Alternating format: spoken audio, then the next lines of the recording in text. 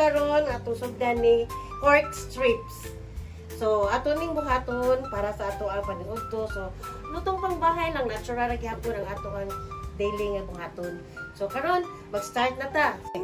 Mao gyapon guys, ato gyapon ning hugasan ang ato ang karne kay para syempre, limpyo gyud. Atong sliceon mga gala, separate na to ang tambok ug ang unod. I-separate na ko pag-slice ang tambok ug ang unod because atong pakupsan ang tambok.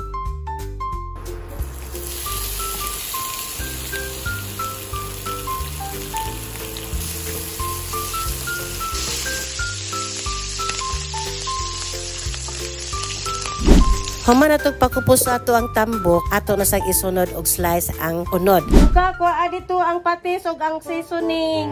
Kuya, wawa, wait. Wawa, yung susuga. Thank you. Pasensya lang yun mo kayo mga gala kay Likramador, jud kay ning akong assistant. Anyway, back to work ta mga higala. So karon ato nang timplahan ang ato ang karne. Atong butangan na sad og soy sauce, butangan na po nato og pepper.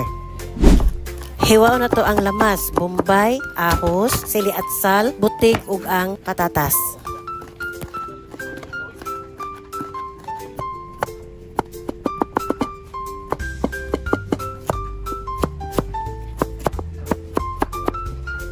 Ready na atong mga sangkap. Dali, magluto na ta. Gisalo na to ang ahos, guys. Isunod na to ang bombay. Naguman sa bombay, ato sang wato nga mag-golden brown siya. After mag-golden brown, ilunod na to ang unod. Sa siyang ukayon, hangtod maito siya gamay. Isunod dayon na to ang tambok. Kayon gyapon na to balik. Hindi okay na to, tanga na to tubig. Isunod dayon na to ang butik. Atong smash para pag sticky sa sabaw. Dayon, tabona na to. Atong balikon ug atong tan-awon. So atong ablihan, medyo sticky naman siya, ilunod na to ang patatas. Guman sa patatas, ato na dayon ilunod ang sal. Guman sa atsal, paminta, dayon laurel. Dili din nato kalimtan mga higala ang asin ug ang MSG para malasa gyud ang ato ang sudan.